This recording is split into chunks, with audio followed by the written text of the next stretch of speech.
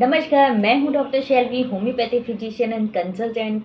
आज मैं आपको एक बहुत ही जो आज की कॉमन प्रॉब्लम हो गई है, उसको शेयर करने जा रही हूँ। ज़्यादातर पेशेंट इस प्रॉब्लम को लेकर आते हैं। तो आज हम बात करेंगे हेमरॉइड्स की। हेमरॉइड्स को हम पायल्स भी बोलते हैं और अक्सर पेशेंट आकर इसको बवासीर भी बोलते हैं। सो आज इसको मैं कैसे बता सकती हूँ आपको। आज हम इसके बारे में जानेंगे कि ये क्या होता है या फिर इसके कारण क्या हैं, और फिर उसके लास्ट में मैं आपको होम्योपैथी ट्रीटमेंट भी बताऊंगी कि होम्योपैथी में इसमें क्या-क्या मेडिसिन ले सकते हैं आप। देखिए, ये होता कहाँ पर है? ये हमारे जो एनस एरिया रहता है, एनल एरिया जो रहता है, उसकी सराउंडिंग का स्ट्रक्चर पर होता है, उसकी सराउंडिंग होता है इसमें दिक्कत। इसमें क्या रहता है, जो एनस एरिया है वो बहुत ही वास्कुलर रीजन रहता है, बहुत ही सेंसिटिव एरिया है। और यहाँ की जो वेन्स हैं वो इन्फ्लाम्ड हो जाती हैं, स्वेलन हो जाती है, उनमें दर्द होता है। तो इस तरीके से हम इसको थोड़ा-सा आपको बता सकते हैं। एंड इसमें क्या है, हेमरॉइड्स को हम 2 तरीकों में डिवाइड कर सकते हैं। इसको फर्स्टली हम इंटरनल एंड सेकेंडली इसको एक्सटर्नल, 2 तरीके से इसको डिवाइड किया गया है। मैं आपको इसको थोड़ा-सा डिस्क्राइब करूँगी, जिससे आपको पता चल सके कि ये किस तरीके के होते हैं और कैसे हम इसको पहचानते हैं। देखिए, इंटरनल हेमरॉइड्स को हम ऐसे बता सकते हैं, इसमें क्या है, ब्राइट रेड कलर की ब्लीडिंग होती है। ये अक्सर पेनलेस रहते हैं। इसमें रेक्टम की ब्लीडिंग आती है, जो हमारी इंटरनल हेमरॉइड्स कहलाते हैं। इसमें प्रॉब्लम ये आती है जब डेफिकेटिंग, यानी जब हम स्टूल पास आउट करने के लिए जाते हैं या फ्रेश होने के लिए जाते हैं, पॉटी के लिए जाते हैं, तो उसमें मिक्सअप होकर ही ब्लड आता है। कभी कभी ये पेनफुल भी रहता है, बट ज़्यादातर ये पेनलेस होता है। तो हम इसको ऐसे पहचानते हैं, ब्राइट रेड कलर की इसमें ब्लीडिंग आएगी। ये है हमारे इंटरनल हेमरॉइड्स का। देखिए, इंटरनल हेमरॉइड्स को हम कैसे डिस्क्राइब करेंगे, इसमें क्या है, बहुत ही ज़्यादा पेन होता है, पेनफुल होते हैं ये। इसमें स्वेलिंग होती है, ब्राइट रेड कलर की ना होकर इसमें डार्क रेड कलर की ब्लीडिंग होती है। और उसके बाद ये सराउंडिंग दी एनस एरिया की प्रॉब्लम है, जो कि कंपेयर अगर मैं करूँ इंटरनल वाली रेक्टल एरिया से रिलेटेड है, और ये हमारी एनस जो रीजन रहता है उसकी सराउंडिंग का स्ट्रक्चर होता है, तो वहाँ की प्रॉब्लम रहती है। तो ये मैं आपको 2 टाइप्स के बता चुकी हूँ, इंटरनल एंड एक्सटर्नल। इसको हम कैसे पहचानेंगे कि कौन से हमको हेमरॉइड्स की प्रॉब्लम है। अब मैं आपको हेमरॉइड्स के कारण बताऊंगी। हेमरॉइड किस कारण से होते हैं? देखिए, हेमरॉइड्स को, हाँ, कारण जो हैं वो कॉन्स्टिपेशन। फर्स्टली आप कॉन्स्टिपेशन जिन लोगों को बना रहता है, कब्ज़ की शिकायत रहती है, उनको ये होने के बहुत ज़्यादा चांसेस रहते हैं। और दूसरा, जो प्रेग्नेंट लेडी हैं, प्रेगनेंसी के दौरान जिनको बहुत ज़्यादा, देखिए प्रेगनेंसी के दौरान होता क्या है, जो हार्मोनल चेंज है उसकी वजह से कॉन्स्टिपेशन क्रिएट होता है। इसकी वजह से भी हेमरॉइड होने के बहुत ज़्यादा चांसेस हैं, मोर कॉमन कॉज में ये आता है। उसके बाद मैं बताऊँ, जो सिटिंग, कुछ लोग होते हैं बहुत ज़्यादा long term sitting toilet seat पर बिताते हैं, उनको बहुत ज़्यादा देर तक सीट पर नहीं बैठना चाहिए। अगर आप बहुत ज़्यादा लॉन्ग टर्म तक टॉयलेट सीट पर बैठकर टाइम स्पेंड करते हैं, तो आपको ये हेमरॉइड होने के चांसेस बहुत ज़्यादा हो जाते हैं। या फिर आप बहुत ज़्यादा, जिन लोगों को क्रोनिक डायरिया लगा हुआ होता है, उनको भी ये प्रॉब्लम हो सकती है। ओबेस पर्सन जो बहुत हैवी वेट के रहते हैं, उनको प्रॉब्लम हो सकती है ये। और मैंने आपको जैसे बताया, मेल और फीमेल दोनों ही अफेक्टेड रहते हैं, दोनों को ही सेम प्रॉब्लम, ये मतलब अगर मैं ये परसेंटेज में, कई लोग बताते हैं किसी को कम ज़्यादा, तो ऐसा कुछ नहीं है, दोनों में ही सेम प्रॉब्लम लगभग बराबर बराबर रहती है। ठीक है, तो ये इसके कारण हैं।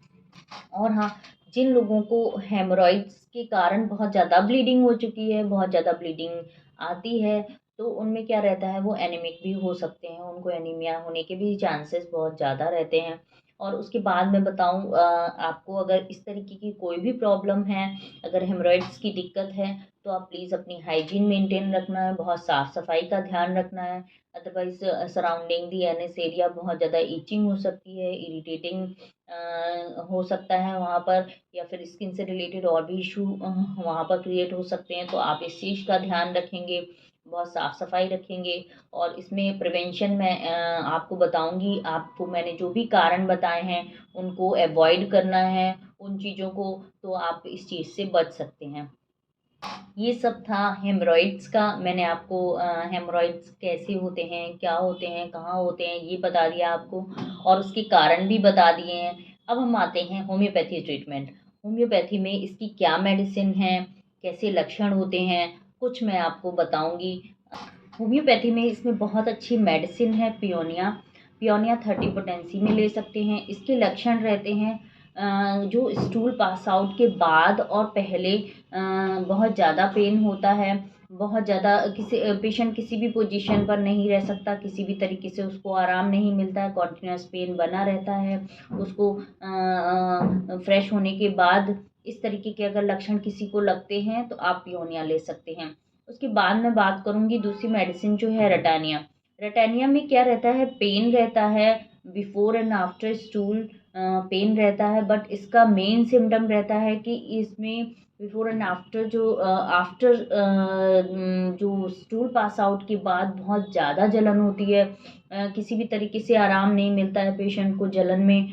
इसमें जलन का ही बहुत ज़्यादा सेंसेशन रहता है। तो और इसमें पेशेंट को रिलीफ कोल्ड वाटर से मिलता है। अगर वो कोल्ड वाटर को लेता है तो उसको रिलीफ मिलता है। इस तरीके के अगर लक्षण आपको दिखते हैं तो आप रटानिया ले सकते हैं। अब हम बात करते हैं कोलिनसोनिया। इसमें एक मेडिसिन है जो बहुत ही अच्छी मेडिसिन है। इसमें कॉन्स्टिपेशन रहता है, बहुत ज़्यादा ब्लीडिंग होती है, बहुत ज़्यादा पेन भी होता है। एनएस एरिया में ऐसा चुभन जैसा पेन होता है, बहुत रॉ फील होता है, बहुत सोरनेस रहती है। तो इस तरीके के अगर लक्षण रहते हैं तो हम कोलिनसोनिया 30 पोटेंसी में लेते हैं।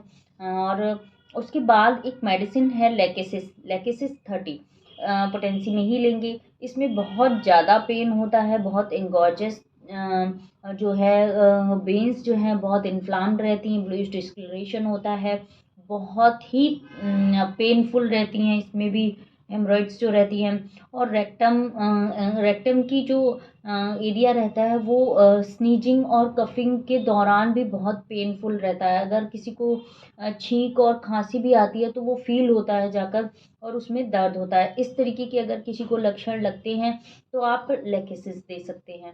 इसी में मेडिसिन है कालीकाफ। कालीकाफ देखिए बहुत ही अच्छी मेडिसिन है हेमरॉइड्स के लिए। इसमें बहुत ज़्यादा पेन होता है। इसमें ज़्यादातर देखा गया है इसमें ब्लीडिंग नहीं होती है, बट जब बहुत ज़्यादा दर्द हो तो भी हम कालीकाफ देते हैं। कालीकाफ 200 जो अगर इसमें दर्द हो और साथ में ब्लीडिंग अगर नहीं हो, तो अगर इस तरीके का लक्षण लगे तो आप कालीकाफ दे सकते हैं, वो भी 200 पोटेंसी में। उसके बाद आपको लास्ट में एक मेडिसिन बताती हूँ, हेमामिलिस। हेमामिलिस में क्या है, ब्लीडिंग बहुत ज़्यादा होती है। अगर किसी भी हेमरॉइड्स में बहुत ज़्यादा सीवियर ब्लीडिंग हो रही है, पेनफुल है, वो एरिया बहुत ज़्यादा सेंसिटिव हो गया है, बहुत ज़्यादा पेनफुल हो गया है, बट इसमें प्लस पॉइंट रहता है बहुत ज़्यादा ब्लीडिंग होती है। इस तरीके के अगर लक्षण दिखते हैं तो आप हेमामिलिस 30 पोटेंसी में दे सकते हैं, बहुत रिलीफ मिलेगा आपको। मैंने जितनी भी मेडिसिन बताई हैं वो कॉमन है, बहुत ज़्यादा प्रयोग की जाती हैं होम्योपैथी में। लास्ट में मैं फिर हर वीडियो में जैसे बोलती हूँ उसी तरीके से आपको फिर से कह रही हूँ, प्लीज़ आप अपने आप से किसी भी मेडिसिन को इनटेक नहीं करें, ना लें, क्योंकि हर मेडिसिन का अपना एक्ट होता है, सभी पोटेंसी अलग होती हैं, सभी पेशेंट्स का केस अलग होता है, केस टेकिंग होती है, उसके हिसाब से मेडिसिन बनती हैं। सो आप अपने आप मेडिसिन ना लेकर अपने पास के किसी होम्योपैथी फिजिशियन से कंसल्ट करके ही मेडिसिन लें, और मैं आपको यही एडवाइस करूँगी। तो आगे मैं नेक्स्ट वीडियो में फिर से आऊँगी आपके साथ एक नया टॉपिक, नई मेडिसिन, या फिर नया कोई टॉपिक ज़रूर लेकर आऊँगी, कुछ आपको अच्छा बताने की कोशिश करूँगी। So thank you.